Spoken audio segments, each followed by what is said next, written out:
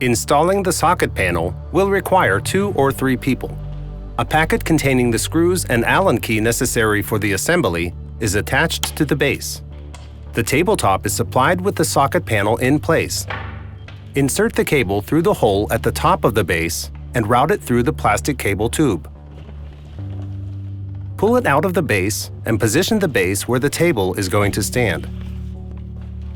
Then place the tabletop on the base and secure it with screws using the Allen key. We do not recommend moving the table after it has been assembled. For safety reasons, do not plug in the socket panel cable until fully assembled. To rotate the upper part, press the middle button on the socket panel. From then on, you can use all your table's features.